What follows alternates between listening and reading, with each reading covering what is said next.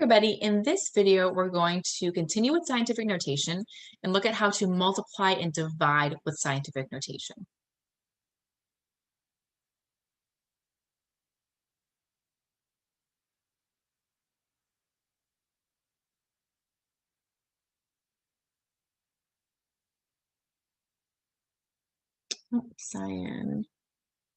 Scientific notation.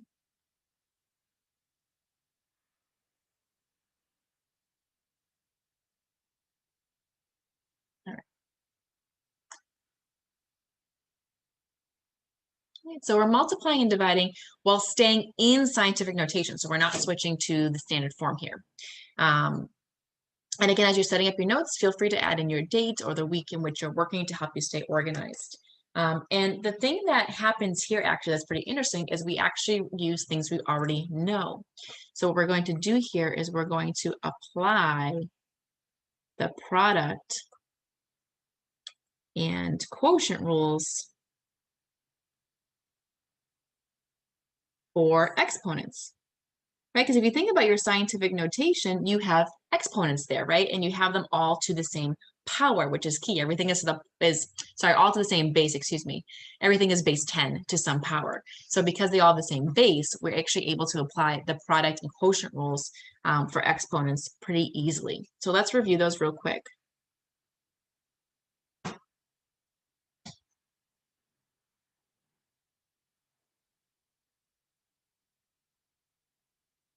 So the product rule says that when you have the same base and you're multiplying, you can just add the exponents.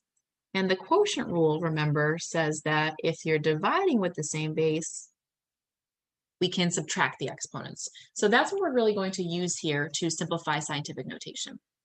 And it's easiest to just do with some examples.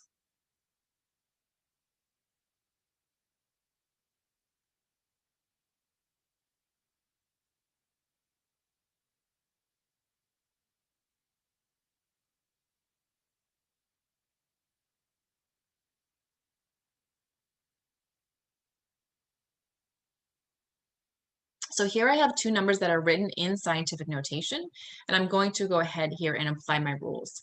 Now notice that we're multiplying here, so this is going to end up using the product rule because we're multiplying. Now, if you can do this in your head, that's fine. I like to usually rearrange. So what I'll do is I'll put my numbers together, right? Because 8 and 7 don't have powers or anything like that. So I'm just going to do 8 times 7. And then I'm also going to do my powers. So I have 10 to the negative 6 times 10 squared. And then I'm just going to use my rules. So 8 times 7 is 56. And we're multiplying here. And then here, if I'm multiplying, I'm going to add the exponents, which is what that product rule says to do. So it's going to be 10 to the negative 6 plus 2. And I get 56 times 10 to the negative. Now, at this point, you have to decide how do you want your final answer. Do you want your final answer in scientific notation, or do you want your final answer in standard form? So you could do either. We do want to be a little bit careful here, though. This number is actually, in this case, not in scientific notation because that 56 is too big.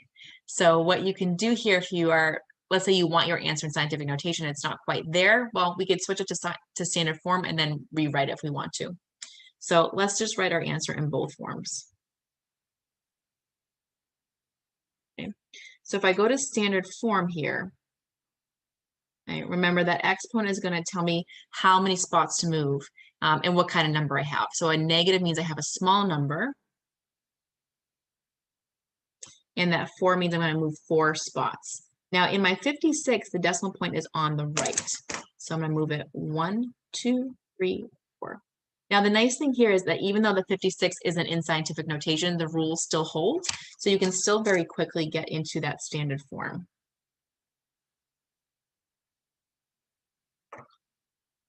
And if you do want your answer in scientific notation, then we can just take our standard form and convert it back over. So when I move this back to create a number between 1 and 10, 5.6, I move it 1, 2, 3 places, and again, it's going to be a negative sign because that number is small. Right, I'm going to do another example. I'm going to go to the next page, though.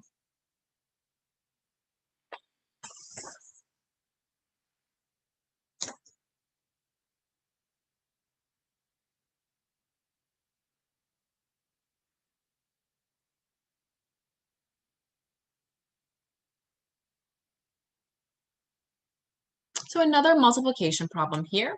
And again, what I tend to like to do is I like to just rewrite this.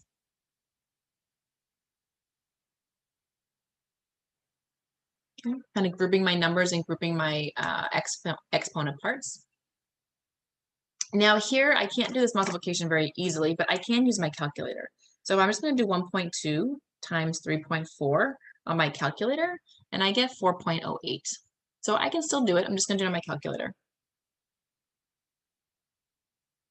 And then here I have 4 plus 5.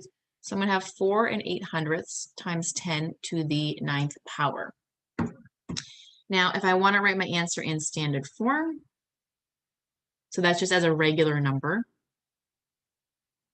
then I'm going to notice here that I have a 9. So I'm going to move 9 places. And that value is positive, right? So I know I have a big number. So to make this a big number, I'm going to push my decimal out to the right. So I go 1, 2, 3, 4, 5, 6, 7, 8, 9. And I fill in any holes with zeros.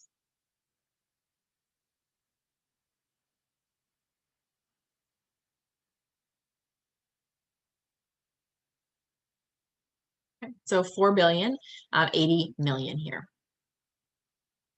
Now, if you want your answer in scientific notation, in this case, it's actually already done for us because notice 4.08 is between 1 and 10. So this one actually already is in scientific notation because that first number is between 1 and 10, so I don't have to do any extra work. So if you're multiplying, you're basically just going to rearrange and add those exponents. Now we can also do it with division. So let's say I have something like 12 times, let's do 10 to the 2nd power, and then 6 times 10 to the -4. So here we're using the quotient rule. So the numbers we're just going to divide, and then here we're going to use our subtracting. So 12 divided by 6 is just 2, right? So this is just 12 divided by 6. So we get 2. And then here we are going to subtract our exponents. So I have 2 minus -4.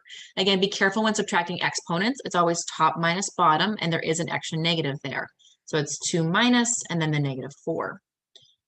So in this particular case, a negative times a, excuse me, not a times, a subtraction and a negative make a positive. So this becomes 10 to the 6th power.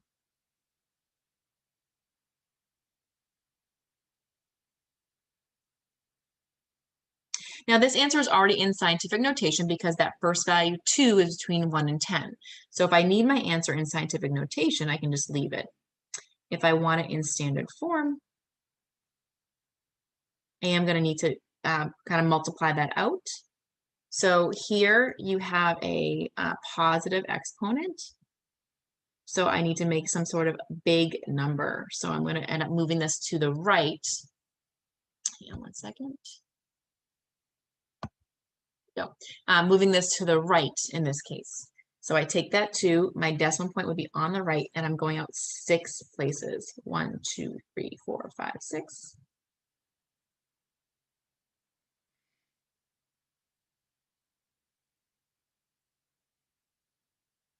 So I have 2 million. Now, I do want you to notice that when I do my scientific notation, I do use a lot of space, and I do write out intermediary steps. A lot of students just try to do this kind of in one shot or do it in their head because it's not easy, but it's not super difficult. You can do a lot of it mentally, right? 12 divided by 6 is 2. Here, maybe you can subtract mentally 2 minus -4, but I'll tell you that students make mistakes. They make little sign mistakes, they make little errors. or if they don't give themselves enough space, they can't read how many zeros they have to insert. It just gets too squished and too messy. So it's one of those things where, although it may seem silly that I'm constantly rewriting this stuff, it is helpful, because if it's too squished and I try to just kind of do it, then it doesn't work. So for instance, right?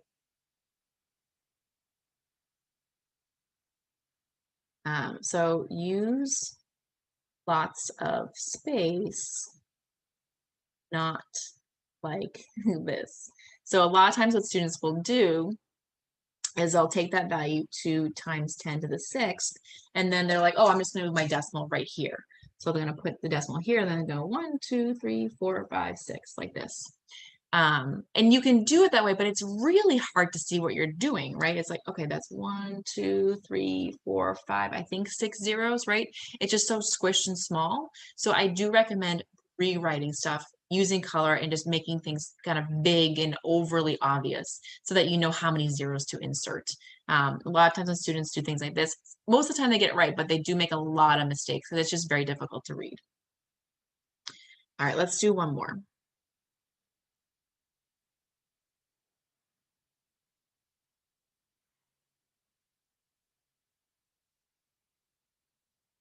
So here's another example. And again, we're going to use that quotient rule. And here I'm just going to go ahead and divide. Now I have decimals here. I'm going to just use my calculator. So I'm going to just type in 3.48 divided by 1.6, and I get 2.175. So that's all I'm going to do there. And then I'm going to go ahead and subtract my exponents. So -5 minus 2. So I get 2.175 times 10 to the -7. So this is already in scientific notation. I'm just abbreviating here. So because that 2.175 is already between 1 and 10. So if it's already between 1 and 10, then the scientific notation is done. If it's not, then you have some work to do, depending on how you want your answer. So here for standard form, what I am going to do is I am going to recognize that I have a negative here in this particular case. So if it's a negative, I do have a small number, right? So I got to think about how I'm changing this over. I want a small number, so I'm going to move to the left. So I'm going to take my number here. I'm leaving myself some space because I have to go left 7 spots. So 1, 2, 3, 4, 5, 6, 7. Okay. So let's see, I have 1, 2, 3, 4, 5, 6 zeros. So 1, 2, 3, 4, 5, 6. Don't forget to put in that decimal point though. It's right there. A lot of times students forget that too. They'll have all the zeros and then they won't have the decimal point. So it's still wrong. You need that decimal point. And then if you want to put the leading 0 in for the whole number, you can. Okay, so there is our final value. Now, maybe this seems like a lot of work, but it's actually pretty easy to multiply and divide in scientific notation compared to having to do out long multiplication or long division, right? So, and even with our calculators, sometimes all those zeros are so hard to just type in and you get them wrong so easily that it's actually pretty nice to be able to multiply and divide in scientific notation. It is possible to add and subtract in scientific notation, although it's not as quick. So we're not going to worry about that in this video. We're going to focus on the main things that tend to be used are the multiplication and division, but do know that you can also add and subtract in scientific notation, but it is a little bit extra work because you would actually need similar powers there, kind of like common denominators. You need same exponents to add or subtract in scientific notation, so it gets a little bit weird. But don't worry about that. Focus on the multiplying and dividing. If you're interested in learning any more, let me know. I can point you in the right direction. But for us, that's the end of our video.